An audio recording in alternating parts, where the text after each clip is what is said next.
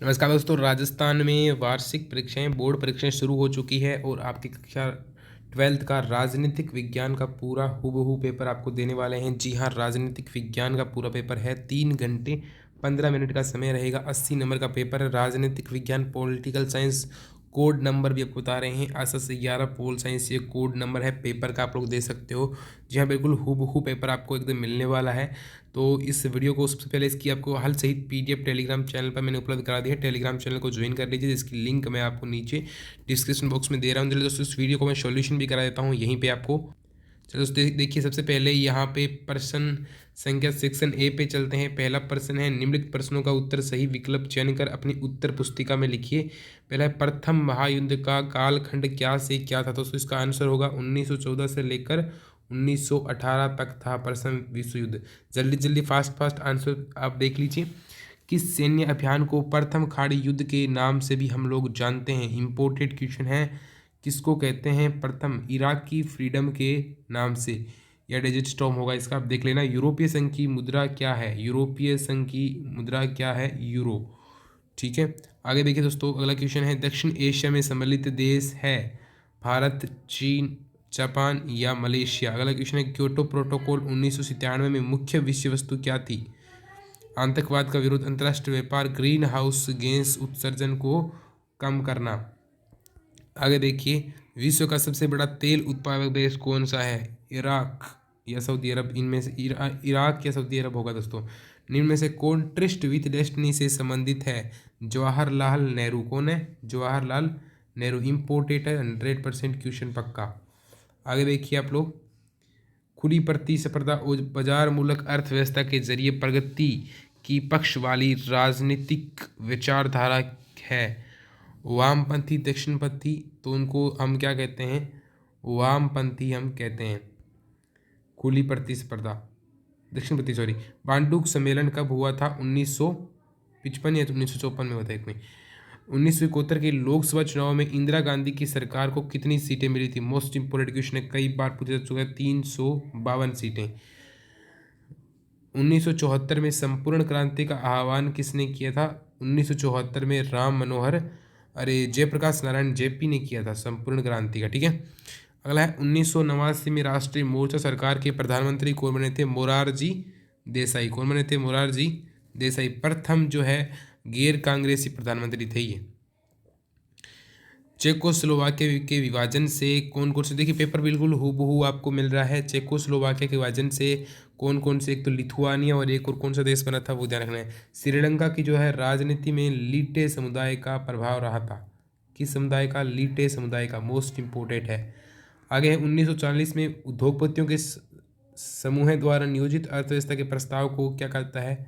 उसको कहते हैं हम बॉम्बे प्लान। क्या कहते हैं? Bombay plan. Most important question है, कई बार पूछा जा चुका है। तिब्बत के पारस्परिक नेता ने 1959 में भारत में शरण मांगी थी, नाम क्या था? नाम याद रखना, दलाई लामा। क्या नाम था? दलाई लामा। अगला क्वेश्चन है, 5 अगस्त 2019 को जम्मू कश्मीर पुनर्गठन अधिनियम 2019 द्वारा अनुच्छेद कौन सा समाप्त कर दिया गया? धारा 370 समाप्त कर दी गई। इम्पोर्टेंट है। 2004 के लोकसभा चुनाव में किसकी गठबंधन की सरकार बनी? राजग की बनी। किसकी बनी? राजग की सरकार बनी। आगे देखिए, शीत युद्ध के दौरान छोटे राज्यों को महाशक्तियों द्वारा अपने गुटों में सम्मिलित करने का कोई एक कारण दीजिए।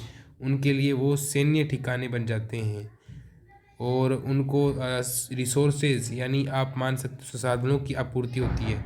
अमेरिका की रक्षा विभाग का मुख्यालय का नाम बताइए। पेंटागन नाम होगा। क्या होगा? पेंटागन। इंपोर्टेड पेपर है, 100% क्वेश्चन आएंगे इसमें से। Repeated question previous year paper में से बहुत ज़्यादा आते हैं। ठीक है, इसलिए जो लास्ट ईयर के पेपर है वो भी अच्छे से देख के चाहिए। आसियान संगठन के किन्हीं 4 सदस्य देशों के नाम लिखिए। वो आपको बताने हैं। भारत की लुक ईस्ट व एक्ट ईस्ट की नीति के अंतर्गत कौन से देश आते हैं? तो वो उन देशों को भी आपको देखना है। बांग्लादेश वगैरह, ये मालदीव उसी देशों के अंतर्गत आते हैं। लीग ऑफ नेशंस के स्थान पर संयुक्त राष्ट्र संघ की स्थापना का प्रमुख कारण क्या था? क्योंकि ये द्वितीय विश्व युद्ध को रोक नहीं पाया था, इस पर सभी की सहमति नहीं बन पा रही थी। ठीक है, सुरक्षा के अपारंपरिक जो धारणा है उसके कोई 2 पक्ष लिखिए। उसमें आपकी मानवता की हो गई, उसमें आपके पर्यावरण हो गया, ये चीज़ें हो गई, ठीक है, इम्पोर्टेंट। सीमांत गांधी के नाम से किसे जानते हैं? तो सीमांत गांधी के नाम से हम जानते हैं खान अब्दुल गफ्फार खान। किसको जानते हैं? खान अब्दुल गफ्फार खान। अच्छे से याद है ना। प्रथम पंचवर्षीय योजना कब शुरू की गई थी? 1951 में। 1961 में गुट निरपेक्ष आंदोलन का पहला सम्मेलन बांडुंग में हुआ था ना, बेलग्रेड में या बांडुंग में, एक में हुआ था ये जन्म, शायद बेलग्रेड में सम्मेलन हुआ था। तो 1961 में ये सम्मेलन आपके वहाँ पे। लाल बहादुर शास्त्री की मृत्यु के पश्चात उनके राजनीतिक उत्तराधिकारी के रूप में किन नेताओं के बीच मुकाबला था? एक तो थे आपके मोरारजी देसाई, सबसे इम्पोर्टेंट तो ये थे। उसके बाद कौन थे? इंदिरा गांधी, ये भी इम्पोर्टेंट थी इंदिरा गांधी, नेहरू की बेटी थी, ठीक है। ठीक है, एक अगला क्वेश्चन आता है 25 जून 1975 को संविधान के किस अनुच्छेद के अंतर्गत आपातकाल की घोषणा की गई? अनुच्छेद 352, ठीक है, राष्ट्रीय आपातकाल। मंडल आयोग की पिछड़ी जातियों के लिए क्या सिफारिश की थी? केंद्र की नौकरियों में कितना आरक्षण? 27%। वीपी मंडल, ठीक है, मंडल आयोग, ठीक है। अगला क्वेश्चन है सोवियत संघ के विघटन के समय वहां के राष्ट्रपति कौन थे? इंपोर्टेंट क्वेश्चन है। मिखाइल कौन थे? मिखाइल गोर्बाचेव थे शायद। और एक क्वेश्चन और आता है, कई बार क्वेश्चन जो है, ये क्वेश्चन भी रिपीटेडली क्वेश्चन पूछा जाता है कि अमेरिकी शक्ति पर स्वयं अमेरिका ही अवरोध है, इस कथन के आधार पर, मतलब अमेरिका ने खुद को इस तरीके से उसने बना लिया है। ये चीज़ें हम नाटो वगैरह, ये चीज़ें हम लोग देखेंगे, ठीक है। इसके अंदर इन बातों में चर्चा करेंगे। चीन में कृषि के निजीकरण से क्या लाभ हुए? ये इंपॉर्टेंट चीज़ है और ये क्वेश्चन कई बार आ चुका है। अगला है भारत और पाकिस्तान के मध्य विवाद का मुख्य कारण पाकिस्तान द्वारा आतंकवाद को प्रोत्साहन देना है। इसके कोई दो उदाहरण दीजिए। जैसे कश्मीर वाला लिखना है, कारगिल युद्ध वाला लिखना है। आप नए टॉपिक भी ऐड कर सकते हो, अगर पूरे में से पूरे नंबर चाहिए तो पुलवामा आतंकी हमला वाला आपको 100% ऐड कर सकते हो। अप्रवासी और शरणार्थी में अंतर बताइए, यानी जो है difference between migrants and refugees. देखिए, अप्रवासी जो होते हैं और शरणार्थी, अप्रवासी यानी शरणार्थी तो वो होते हैं जो अपने देश में वापस जा नहीं सकते, हमारे देश में शरण के लिए आए हो, वो अपने देश में दुखी हो या कुछ सी चीज़ें परिस्थितियाँ ऐसी हो जाती है जिनकी वजह से सुनाना पड़ता है। अप्रवासी अपनी मर्जी से आते हैं, वो एक जगह से दूसरी जगह प्रवास करते हैं। खनिज उद्योगों से पर्यावरण को होने वाले कोई दो दोष बताइए, ठीक है। Mention any two disadvantage caused by minerals industry to the environment। स्वतंत्रता के समय ब्रिटिश इंडिया दो भागों में था, इस कथन को संक्षेप में आपको लिखना है। एक तो था आपके देसी रियासतें, एक थे ब्रिटिश प्रांत, ठीक है। आपके मतानुसार हरित क्रांति के कोई दो प्रभाव बताइए। कृषि क्षेत्र में बहुत तकड़ी वृद्धि हो चुकी थी, वो चीज़ें लिख सकते हो।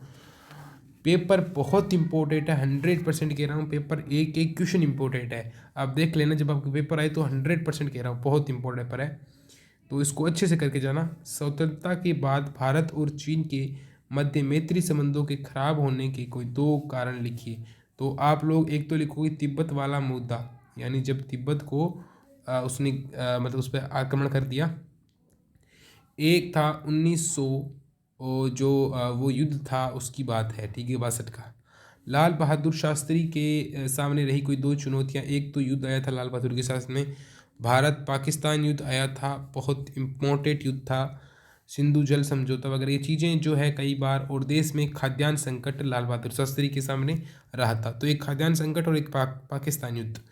चिपको आंदोलन में महिलाओं की सक्रिय भागीदारी के कारण को स्पष्ट कीजिए। क्यों क्यों चिपको आंदोलन में महिलाओं ने इतना बढ़ चढ़कर भाग लिया उस चीज़ को। दलित पैंथर्स जो कि महाराष्ट्र का है, के संगठन के उद्देश्य को संक्षेप में स्पष्ट कीजिए। क्वेश्चन क्या है कि verify to explain the objective of Dalit Panther organisation. Important question है। बाम सेब पर आपको संक्षिप्त टिप्पणी लिखनी है, इंपॉर्टेंट है, 100% इंपॉर्टेंट क्वेश्चन है। आगे देखिए, शोक थेरेपी के कोई 3 परिणाम आप लोगों को बताने हैं। शोक थेरेपी के आपके यानी आघात पहुंचाकर उपचार करना, शॉर्ट में कह सकते हैं। Mention any 3। आपके मतानुसार भारत संयुक्त राष्ट्र संघ सुरक्षा परिषद का स्थायी सदस्य होना चाहिए अपने पक्ष की तरफ। ये इंपॉर्टेंट चीज़ें हैं क्योंकि आज विश्व को ज़रूरत है इन चीज़ों की, तो ये क्वेश्चन कन्फर्म है। स्वतंत्रता से अब तक मतदान के तरीके बदलते रहे। इस कथन के आधार पर तीनों तरीकों को संक्षेप में बताइए। वो जो 3 तरीके, एक तो आपका ईवीएम हो गया, उससे पहले वाले पर्ची वाले। 1975 में आपातकाल के पीछे कौन सा घटनाक्रम हुआ था? इंपॉर्टेंट चीज़ें आपको यहाँ पे मेंशन करनी है। बड़े बड़े क्वेश्चन देख लीजिए पासबुक से या फिर कहीं से भी अच्छे तैयार करके इन क्वेश्चन को जाना है। क्वेश्चन है कि क्यूबा मिसाइल संकट शीत युद्ध का चरम बिंदु था, इस कथन की विस्तृत विवेचना कीजिए। अथवा में क्वेश्चन आया है शीत युद्ध के दौरान दो ध्रुवीयता को गूढ़ ने चुनौती दी, इस कथन के संदर्भ में गूढ़ आंदोलन व उदय की भूमिका को स्पष्ट कीजिए। अगला क्वेश्चन है वैश्वीकरण का अर्थ बताते हुए इसके कारणों की विवेचना कीजिए। वैश्वीकरण के आर्थिक प्रभावों की विवेचना कीजिए। बता दूं आपको कि हमारे टेलीग्राम चैनल पर क्विज भी चल रही है पॉलिटिकल साइंस की, वहाँ पे इंपॉर्टेंट क्वेश्चन डेली आते रहते हैं। भारत में क्षेत्रीय आकांक्षाओं अलग राज्य बनाने की मांग आर्थिक विकास या अलगाववाद के रूप में प्रकट होती रही है। इसके विविध उदाहरणों से क्या सबक लिए जा सकते हैं? विवेचना कीजिए। यह है भारत में सिक्किम के विलय की घटनाक्रम का विवेचना कीजिए। इम्पोर्टेंट है, 100% पेपर में देखने को मिलेगा दोस्तों। ये रहा आपका पेपर दोस्तों। कैसा लगा वीडियो आप ज़रूर बताइएगा। बिल्कुल जी हाँ, एकदम आपका पेपर। तो आप लोग एक बार शॉर्ट में पेपर का दोबारा चेक कर सकते हैं, पूरा हूबहू पेपर है दोस्तों। चलिए दोस्तों, मिलते हैं अगले वीडियो में। वीडियो को जरूर लाइक कर देना।